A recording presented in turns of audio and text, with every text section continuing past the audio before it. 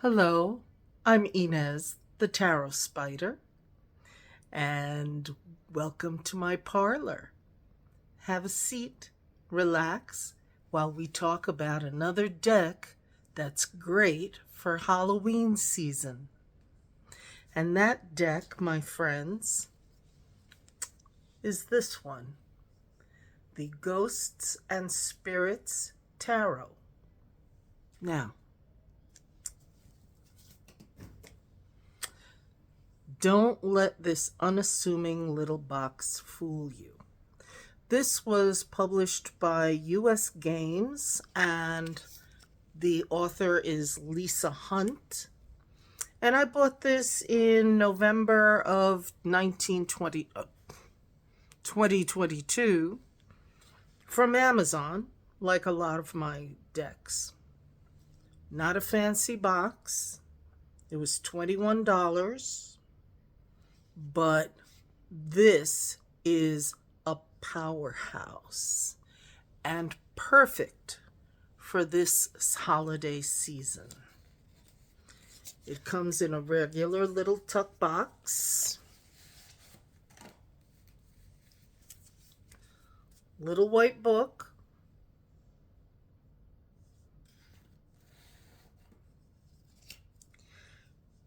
this has to be one of the most otherworldly decks that it's been my privilege to come across. I don't mean dreamy. I don't mean mystical. I mean otherworldly. These are the backs. Okay, very little ghosties flying around. Very nice. And each card depicts spiritual beings, ghosts, the living, the dead, the undecided. And sometimes alone, sometimes in combination. The setup is a little different from the norm. It starts with when you take it out of the box. It starts with the major arcana. Great. And then the minor arcana are set up differently in that the court cards were placed in front of the aces, not at the end as we're used to in other decks. The other thing I'm going to say about this deck is that it is not for the faint of heart. This deck is not a Rider-Waite-Smith clone. I will say it again for the hard of hearing. This is not a Rider-Waite-Smith clone. So this deck needs communication and work. It'll be very interesting to see, and I hope you'll tell me in the comments, if you have this deck, were you able to use it straight out of the box, or did you have to do something else entirely with it? Okay? And I'm not going to go through all the cards like in my other videos, but I will show you cards that I think are interesting and how they differ from the RWS system that we're used to seeing. Okay, and the first card I'm going to show you is the Fool. See, the cards have a really nice border, the kind of tea stained. It is a glossy finish. There's no edging on this deck. No edging. what the card stock is, I couldn't tell you. But here we have the Fool. And we can see right away all the differences between what we're used to in the Rider-Waite-Smith system. He's not walking off a cliff. The doggy is not perky and playful or tugging at him in any way. He's not holding a flower. He doesn't have a bindle. He's got like a crossbody bag, and the sun's not shining. And when you look at what's around him, all these faces in the rocks and the trees, and then there's beings in there. This card is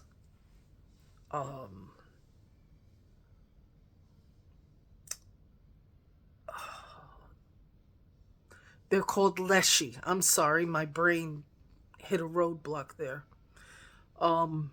They're from Baltic Legends.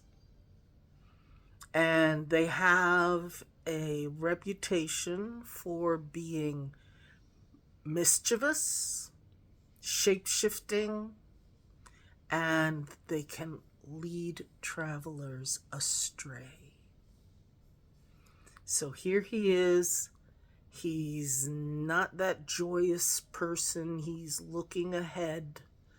And it's a very different feel. Very different feel from what we're used to in the Fool. The next card I wanted to show was the Magician. Look at that. Is that cuckoo nuts crazy beautiful? And you see the titles of the cards are down here, and thank heaven for that, because you'll see that some of the cards you're looking at them going, I don't know what this is. But the Magician here is acting as what they call a psychopomp. That's the word in the little white book. And what a psychopomp is they bridge between this side of the veil and the other. And the description for this card in the little white book says that it is bridging between the conscious and the subconscious. If we're doing the Magician, I also like to look at the High Priestess. And the High Priestess is a figure from ancient Greece. And this is one of the Sibyls of Cumae. And the Sibyls were famed soothsayers in ancient Greece that lived in caves up in the mountains, and people would go there and look for guidance and knowledge. And that's what this is showing. Then this is an interesting card. This is the Emperor. Now, what in the heck? We're used to the throne and the scepter and being associated with the square for stability and strength and all that. This is a figure from Hawaiian folklore, and it is a dragon ghost god called a Mo'o. And they possess great power and also shapeshift.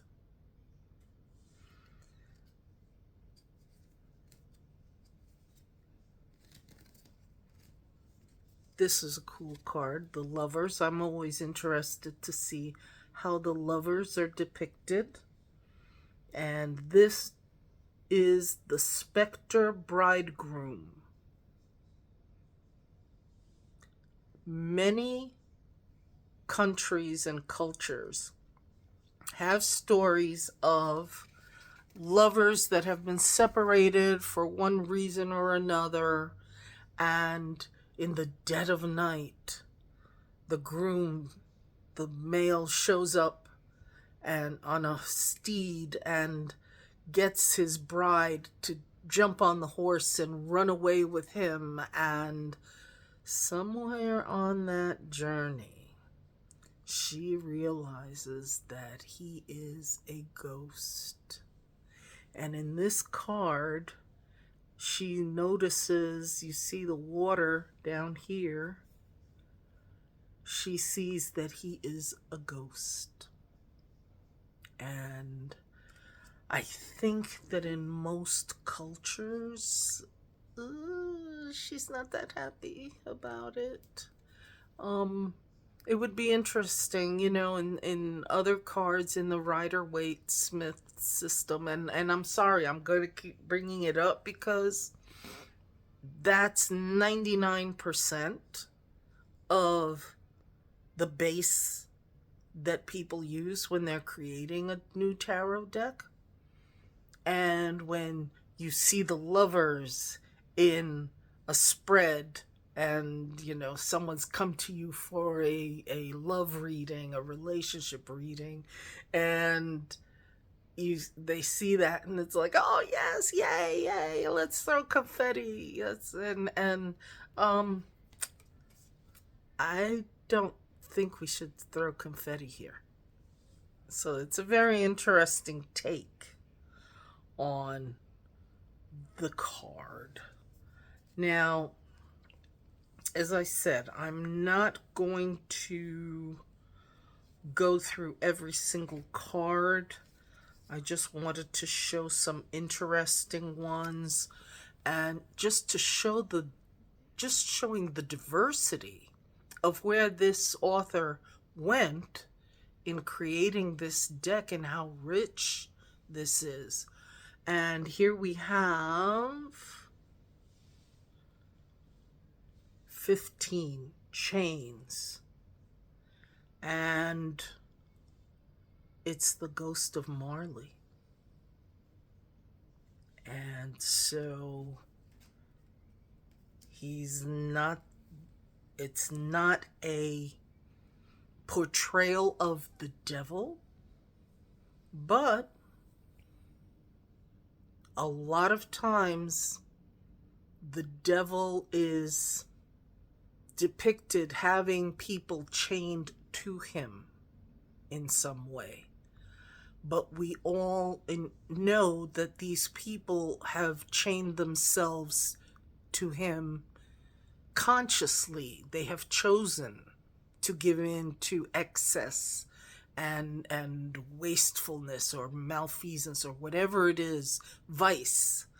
Okay, and here we have the ghost of Marley.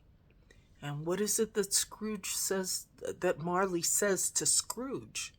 He goes, "These are the chains I forged in life." These chains, he made them by his actions, his choices. He knew that throwing orphans out in the snow on Christmas Eve was wrong, and he did it anyway. So it's I love where this person went with this. You have the Tower, which is depicting the fall of the House of Usher, which, again, it's an interesting story, and it's worth looking up and getting into. And look at this interesting take on the world. Usually you have that healthy, naked lady dancing in air, surrounded by clouds and fertility and good things. And then here you've got someone, a skeleton, and he's in the underworld, but his arms are raised in triumph. He's leaving that darkness and going to the light, right? Walk into the light. There you have that. And then you have here,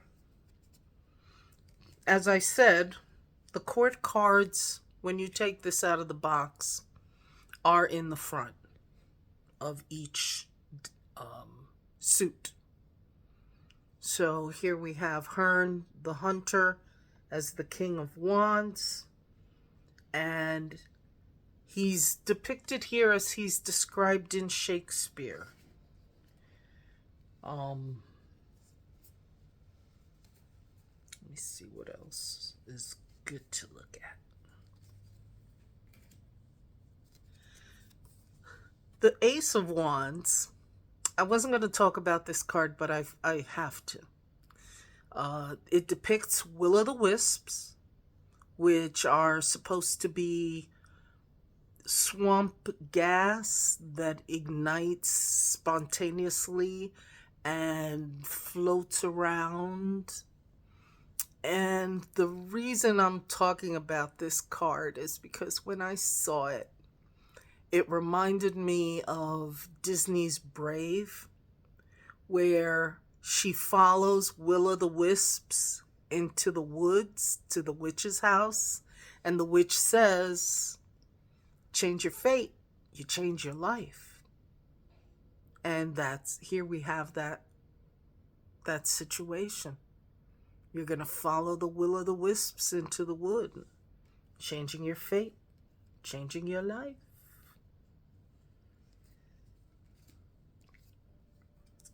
This deck wanders far and wide across the globe. This is an interesting story. I'd never heard this. There was an Italian fairy tale where a man meets an older gentleman and the man dies. But he tells the hero that he is in debt to people. And the hero makes it his mission to pay this dead man's debts so that he can rest easy. And just saying it is making me tear up, okay?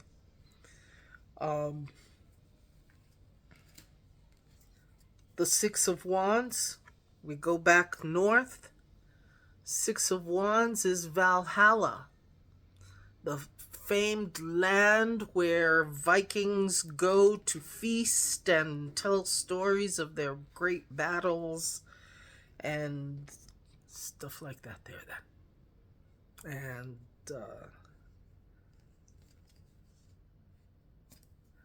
I love this. This is the Seven of Wands, and it's the ghost of Samuel from the Bible. And the Book of Saul, which is where you get that quote, "You shalt not suffer a witch to live." But they don't tell you, this is why you have to read on your own, because the story is that, yes, that was the edict that Saul gave that caused a mass extermination of mediums and witches and soothsayers. And then he found himself in need of help from the other side. And he found a woman that was hiding, and she crossed the veil and brought the ghost of Samuel to give Saul battle advice. And I'll leave it at that.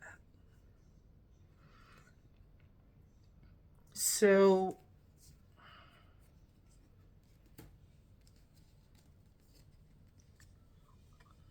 and again, we're going to cross the globe and time, space and time. And ancient Babylonia. This is the Knight of Swords. And this is an Ekemu. It is a vampire ghost that spreads disease and pestilence. Whenever I see that in a reading, I will usually ask the person whether they've been putting their nose where it doesn't belong. Because when you gossip and carry stories back and forth and play telephone, it's not good. You shouldn't do that, right? This is a cool story. All right, we've got 3 of Swords. Who is this woman, you say? I didn't know at first either. This is Mrs. Agnes Washington.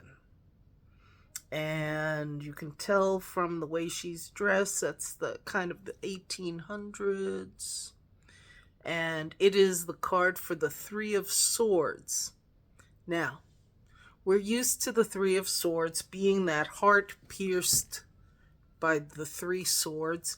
If you look very closely, you can see the swords piercing her ghost. Okay? And her story, it's a true story. Supposedly a true story. That this woman was in love with a man. His name was John Pansy. And he broke her heart and tried to marry someone else. And she died, Agnes, died of that broken heart and said, I will haunt you. He tried to marry someone else and instead ended up having a nervous breakdown and yeah, you know.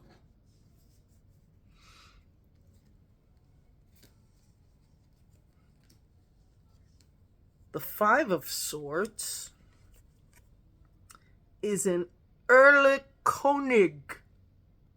I'm probably butchering that, but I did my best. Erlkönig. And it's from a poem by Goethe. I read that poem. I really can't remember much about it. So, look it up. I'm a big fan of look that up.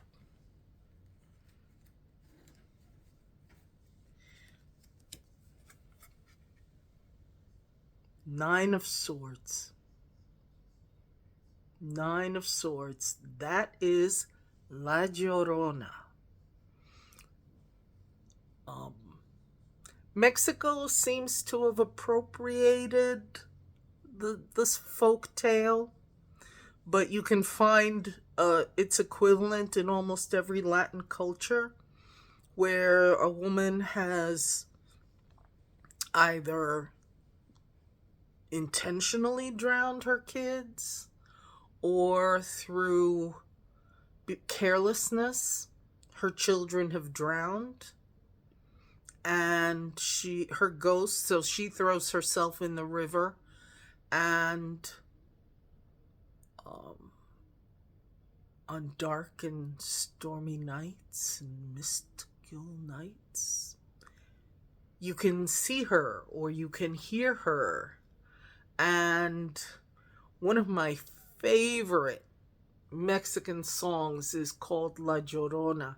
And as far as I can tell, there's over 20 different verses, because what happens in folklore is, as people tell the story changes according to the audience and according to the occasion.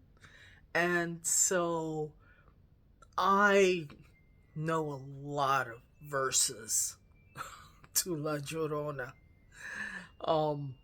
But I thought that the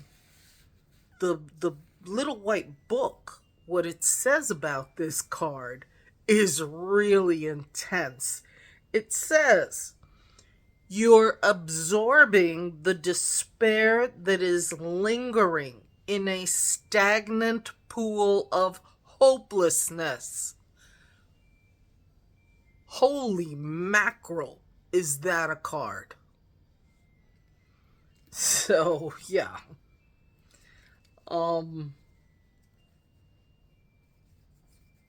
The next card I want to show you is the Page of Cups.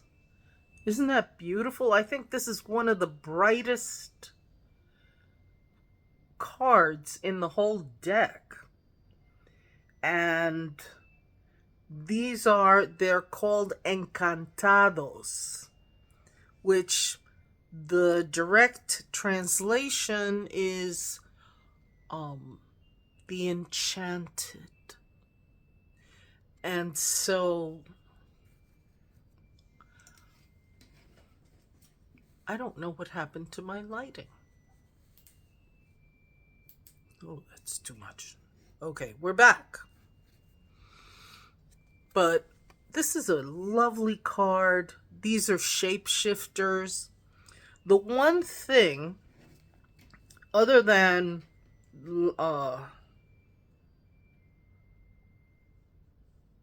the one thing that is overwhelming in the Suit of Cups is, we normally talk about the Suit of Cups. It's your emotions, it's your subconscious, it's your feelings. This deck, unabashedly, card after card after card, says the word love, for good or ill. But it is, this suit in this deck is all about love. And it's got interesting stories. Here's the Two of Cups. And again, I'm going to bring this up. Thank goodness the name of the card is here, because I'm looking at this. I see one cup, one big brass cup, but it's one cup. But that's not what the card is. This is the Two of Cups, and we're used to seeing, two people toasting each other, living their best life. And here, this is a story from a poem by John Keats, and it's called Isabella and the Pot of Basil. And the interpretation of this card in the little white book is emotional give and take. And the story of Isabella is really interesting. And again, I'm a fan of, look it up. It's the power of love. That card is talking to me about the power of love. Here's one of the few cards. Okay, this is the Seven of Cups, and you can actually see 7 little cups on this card here. Okay. This card has to do with searching for the mythical city of El Dorado. And kind of, you're at the end of the road, fella. And then I love this Ten of Cups.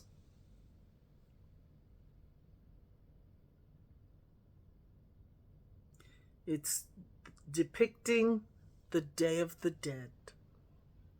And it has 3 skeletons, and they're each facing a different direction. See that? One looks to the past, one is in the present, and the other is in the future.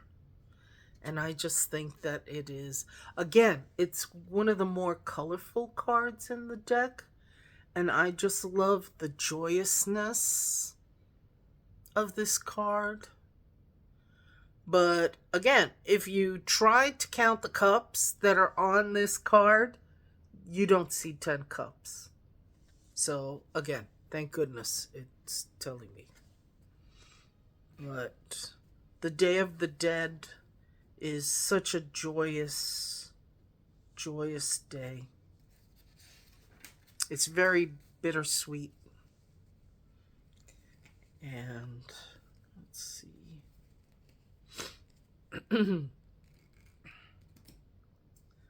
The Two of Pentacles. This is a really interesting card. Okay, we're used to seeing that balancing act. And the card does want to give you that feeling. You've got one pentacle here. You've got the other one up there. And all this other action going on in between.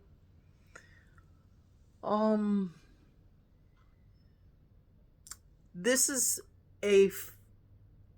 depicting lemurs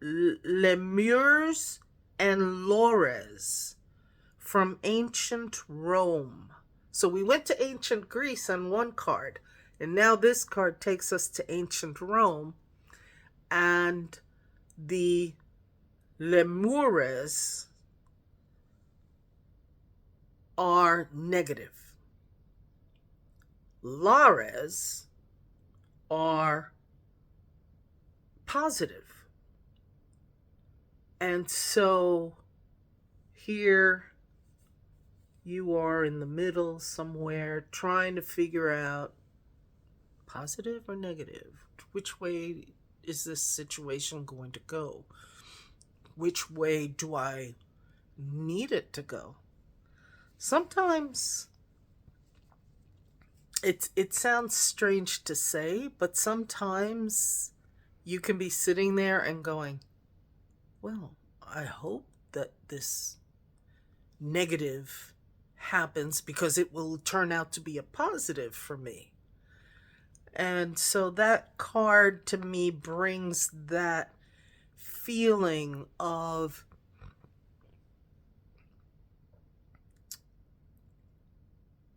real analysis of what's going on in a situation. So here we have the Five of Pentacles. Sorry. And that's the unquiet grave. And the Five of Pentacles, isn't that usually the 2 beggars outside the church window where they're even separated?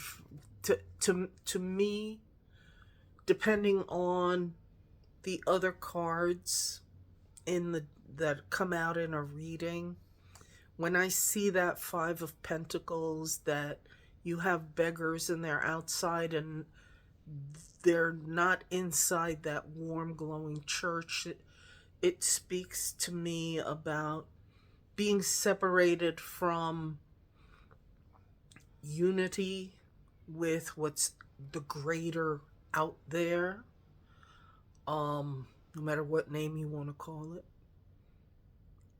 Not just materially separated. And this card, where you have the surviving lover and the dead partner, all can also speak to that. So I really like that card. I really like this. That is a very cool Five of Pentacles.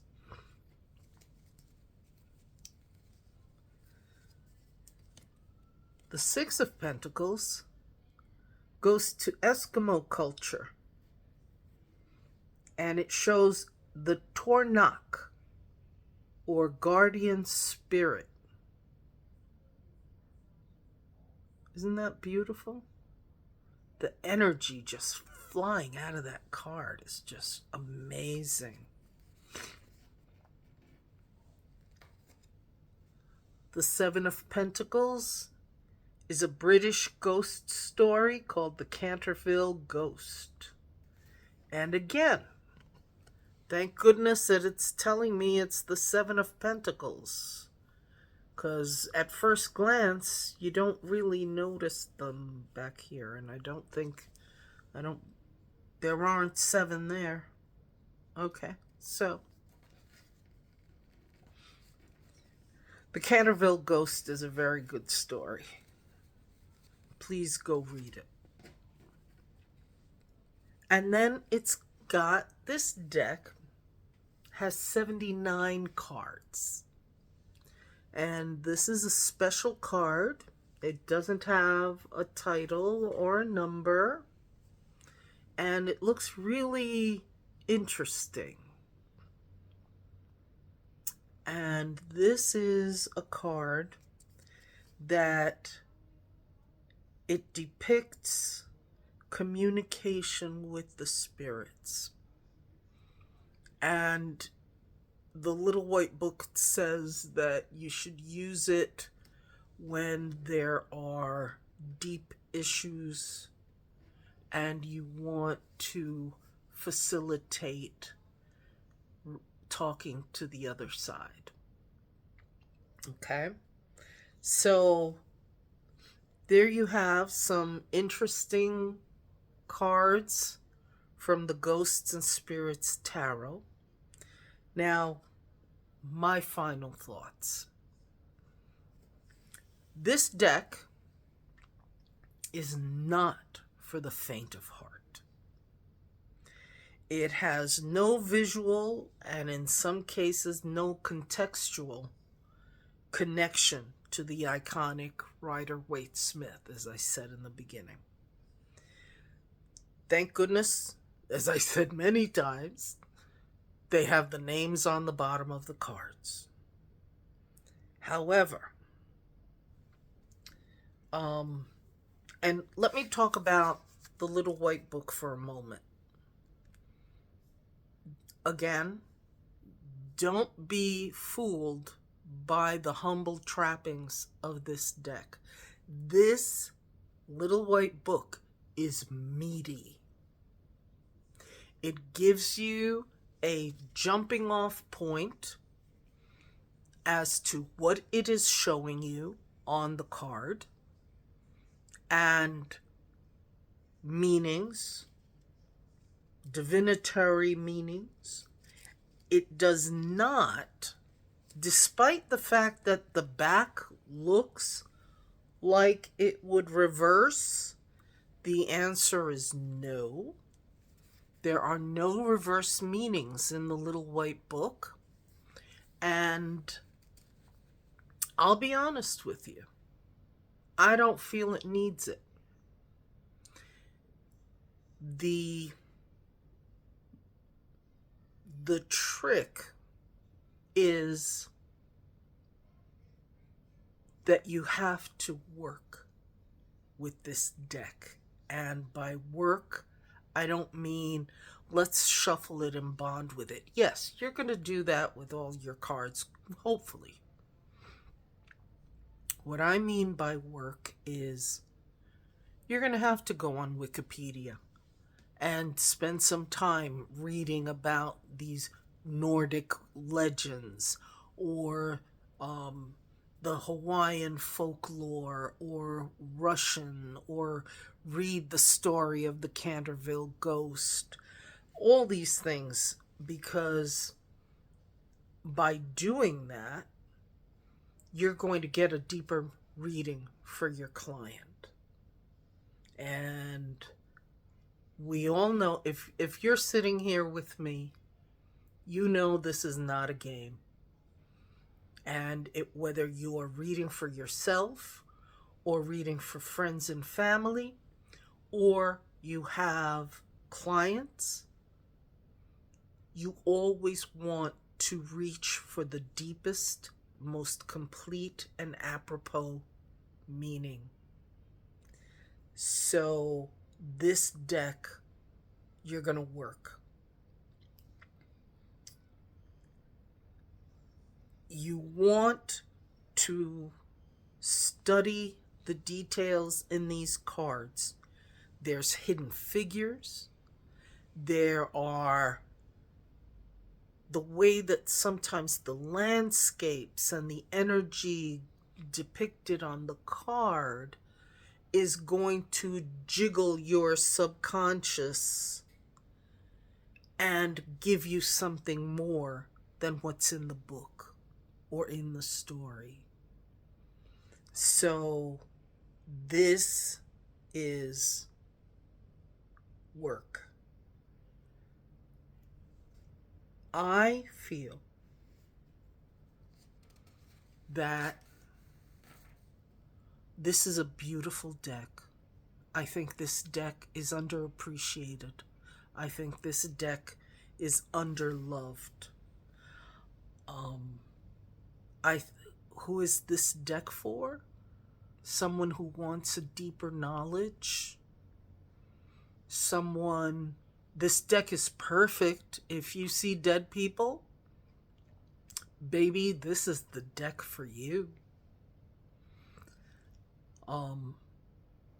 This deck, the energy with this deck is very, very different.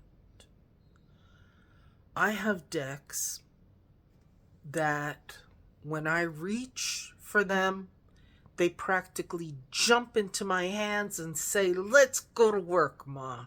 Let's go." The energy, this deck doesn't do that.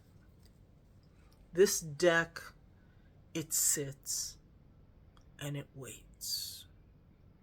And when I pick it up, it's almost, even now, touching them, they're cool to the touch.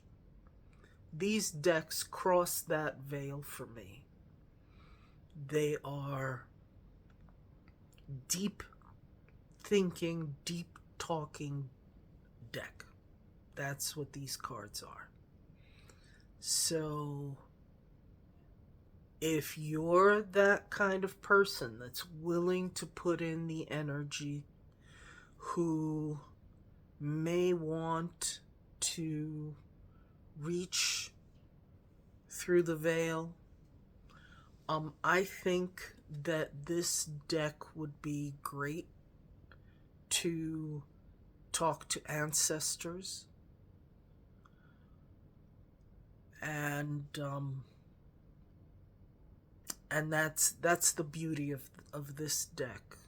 This deck, if you did it with a client, I've had clients that, as I'm talking to them, saying what's in these cards, they go, "Those are words my grandmother said to me before she died." I go, "Well, she's telling you again." So that's the kind of deck that this is. So please enjoy. Please like, comment, do the YouTube-y things. And do you have this deck? What are experiences that you've had with this deck? Did you love it and it didn't love you? Because that'll happen. But I would love to hear you. Ta-ta for now.